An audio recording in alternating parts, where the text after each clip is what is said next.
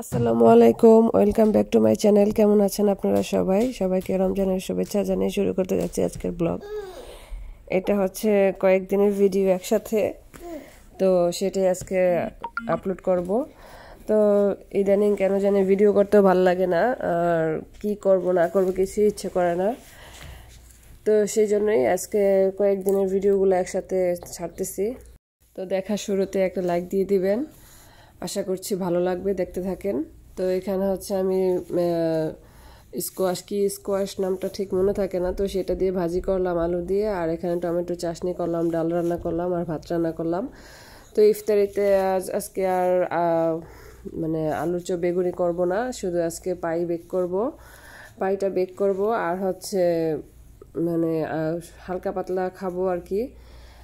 আর আদিবার বাবার একটা দাওয়াত ছিল সেখানে, তো আদিবার বাবা চলে গেছে সেই দাওয়াতে। তো আমাকেও যাইতে বলছিল, বারবার করে ফোন করছে আমাকে যাওয়ার জন্য, কিন্তু আমার রমজান মাসে কোথাও গিয়ে মানে আমার কাছে ভাল লাগে না, তো সেই জন্য আমি যাই নাই।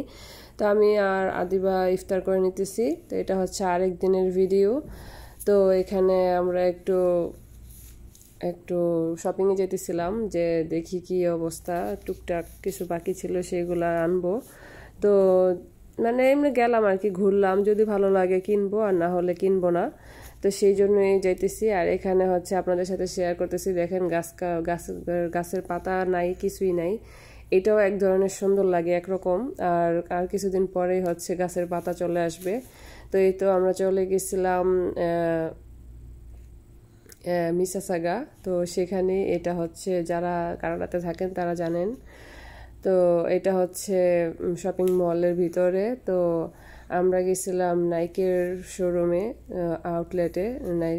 নাইকের আউটলেটে গিয়েছিলাম। তো সেখানে যাওয়ার পরে দেখতেছিলাম, তো যেগুলো মানে আমার কাছে ফার্স্টে পছন্দ হইতেছিল না, তো দেখতেছিলাম মানে পছন্দ হইলে বাজেট বেশি হয়ে যায়, কারণ নাইকের জুতা তো অনেক বেশি দাম, এটা সবাই জানেন। তো সেই জন্য দেখতেছিলাম, তো যেটা বেশি ভাল লাগে সেটা অনেক বেশি দাম। তো সেই জন্য আদিবার বাবা বলতেছে, সমস্যা নাই, তুমি তো ঈদের জন্য কিনবা, এটা তো প্রতিদিন কেনার জিনিস না, তো কিনে নাও, কোনো সমস্যা নাই।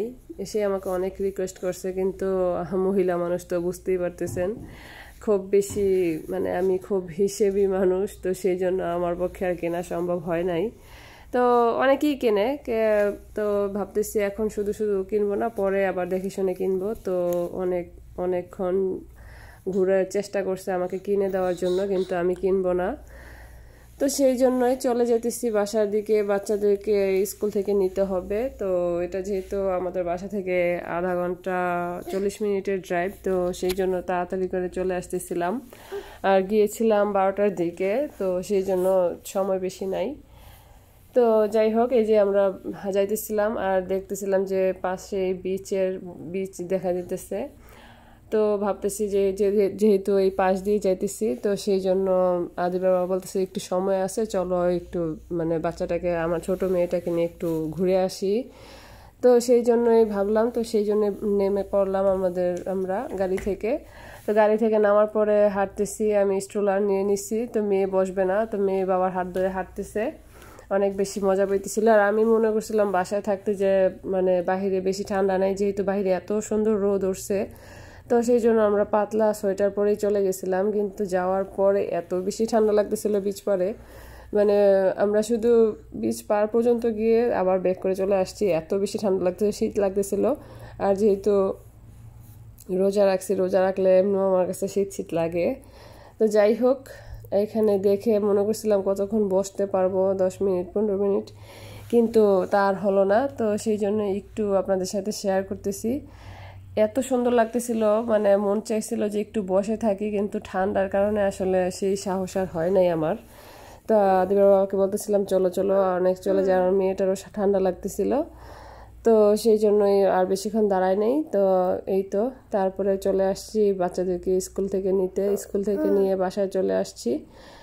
আর এই তো এটা হচ্ছে সেই দিন যে মাংস রান্না করছিলাম, সেই মাংসটা অর্ধেকটা আমি ডিপে বক্স করে রেখে দিছিলাম, তো সেটাই গরম করে নিতেছি রাতের জন্য। আজকের ভিডিওটা কেমন লাগলো অবশ্যই কমেন্ট করে জানাবেন। আল্লাহ হাফেজ।